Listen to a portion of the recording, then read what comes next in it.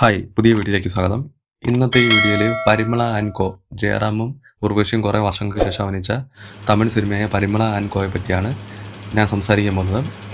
ഇത് ഡയറക്റ്റ് ചെയ്തിരിക്കുന്ന പാണ്ഡിരാജ് എന്ന് പറഞ്ഞ ഡയറക്ടറാണ്. നിങ്ങൾക്കറിയായിരിക്കും, അയാൾ തലൈവൻ തലൈവി, പിന്നെ എതിർക്കും തുണിന്തവൻ, പസങ്ക അങ്ങനത്തുള്ള പടങ്ങളൊക്കെ ചെയ്തിട്ടുണ്ട്. അദ്ദേഹത്തിൻ്റെ സിനിമയെല്ലാം ഫാമിലി ഓറിയൻറ്റഡ് ചിത്രങ്ങളാണ്. എന്തെങ്കിലും ഫാമിലിയുമായി ബന്ധപ്പെട്ട എന്തെങ്കിലും മെസ്സേജ് ഇടുന്നിട്ടുള്ള നല്ല സിനിമകളാണ് അദ്ദേഹം, ഫാമിലിയുമായി ബന്ധപ്പെട്ട സിനിമകളാണ് അദ്ദേഹം എടുക്കുന്നത്.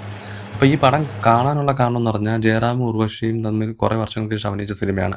അപ്പോൾ ഓക്കെ, നമുക്ക് പ്ലോട്ടിലേക്ക് കിടക്കാം. ജയറാമിൻ്റെ കുടുംബം, അതായത് ഉർവശി പിന്നെ 2 പെൺകുട്ടികൾ അടങ്ങുന്നതാണ് ജയറാമിൻ്റെ കുടുംബം. ഈ കുടുംബത്തിലെ ഏറ്റവും ഇളയ ആളെ സാൻഡി ശല്യപ്പെടുത്തുന്നത്. സാൻഡി എന്ന് പറഞ്ഞു കഴിഞ്ഞാൽ ലോക സിനിമയിലെ വലിയ അറിയാലോ, ശല്യപ്പെടുത്തുന്നത്, പുള്ളിക്കാരി ഇഷ്ടമെന്ന് പറയുക, അങ്ങനെ പുറകെ നടക്കുക. അത് ജയറാമിനും അറിയാം, ജയറാമിൻ്റെ കുടുംബത്തിലുള്ള എല്ലാവർക്കും അറിയാം. അങ്ങനെ ഇരിക്കും ഒരു ദിവസം ഈ സാൻഡി മരിച്ചു വന്ന്, എങ്ങനെ ഒരു കാരണത്താൽ മരിച്ചു വന്ന്. അപ്പോൾ ഈ സാൻഡിയുടെ മരണം ജയറാമിൻ്റെ കുടുംബം തമ്മിൽ എന്തെങ്കിലും ബന്ധമുണ്ടോ എന്നുള്ളതാണ് സിനിമയിൽ പിന്നീട് പറയുന്നത്. ഞാൻ ഇത്രയും പ്ലോട്ട് പറയുന്നത്, ബാക്കി പറഞ്ഞ സ്റ്റോറി മൊത്തം റിവീലാകും. അതുകൊണ്ട് ഇവിടം വരെ വെച്ച് പറയുന്നുള്ളൂ.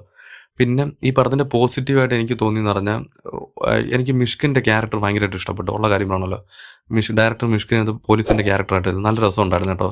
അയാളുടെ രീതിയൊക്കെ എനിക്ക് ഭയങ്കര ഇഷ്ടപ്പെട്ടു. പിന്നെ ഇതിനകത്ത് ക്ലൈമാക്സിൽ പറഞ്ഞ മെസ്സേജ്, അത് നല്ലൊരു മെസ്സേജാണ്. അത് കഴിഞ്ഞ് എനിക്ക് ഈ പടത്തിൽ എനിക്ക് യാതൊന്നും പറയാനായിട്ടൊന്നുമില്ല. ഇതിൻ്റെ സ്ക്രീൻ പ്ലേ വീക്കാണ്, സ്റ്റോറി വീക്കാണ്. ഞാൻ ജയറാമും ഉർവശിയും ഉണ്ട് എന്ന് പറഞ്ഞാണ് ഈ പടം കാണാൻ പോയത്. പക്ഷേ എനിക്ക് അവരുടെ കോംബോ കണ്ടിട്ട് എനിക്കൊന്നും തോന്നുന്നില്ല. കാരണം നമ്മൾ മലയാളീസ് നോക്കുമ്പം അവർ ചെയ്തു വെച്ച പടങ്ങൾ ഇതിലും ബെറ്ററാണ്. ഓക്കെ, നമ്മൾ പരസ്പരം പടങ്ങൾ തമ്മിൽ കാണുന്ന സ്റ്റോറിയുടെ നിലവാരം മാറ്റമൊന്നുമല്ലോ, ഓരോ രീതിയിലല്ലേ. പക്ഷേ ഇതും തമ്മിൽ നമുക്ക് യാതൊരു ബന്ധവും തോന്നുന്നില്ല. കാരണം ഒരു കോമഡി രീതിയിലാണ് പോകുന്നത്. കോമഡി രീതിയിൽ പോകുമ്പം അവർ ഒരു കോംബോ നല്ല രീതിയായിട്ട് വർക്കായില്ല അതിനകത്ത്. ഞാൻ തന്നെ ആലോചിച്ച് ഇത് വേണ്ടായിരുന്നെന്ന് ഞാൻ ഇടയ്ക്ക് ആലോചിച്ചു. വേറെ നല്ല ഏതെങ്കിലും പടത്തിൽ ചെയ്താൽ മതിയായിരുന്നു തോന്നുന്നു. ഓക്കെ, എനിക്ക് വേറെ പ്രത്യേകിച്ചൊന്നും പടത്തിൽ പറയാൻ തോന്നിയില്ല. എല്ലാം ഭയങ്കര, എല്ലാം ഇപ്പം അഭിനയിച്ച ആൾക്കാരെല്ലാം ഓക്കെ ഓക്കെ എന്നേ പറയുന്നുള്ളൂ. അല്ലാതെ എനിക്ക് പ്രത്യേകിച്ച് പൊക്കിയെടുത്ത് പറയാനായിട്ടും തോന്നിയിട്ടില്ല. എൻ്റെ അടുത്ത് പറയുകയാണെങ്കിൽ നിങ്ങൾക്ക് വേണമെങ്കിൽ പടം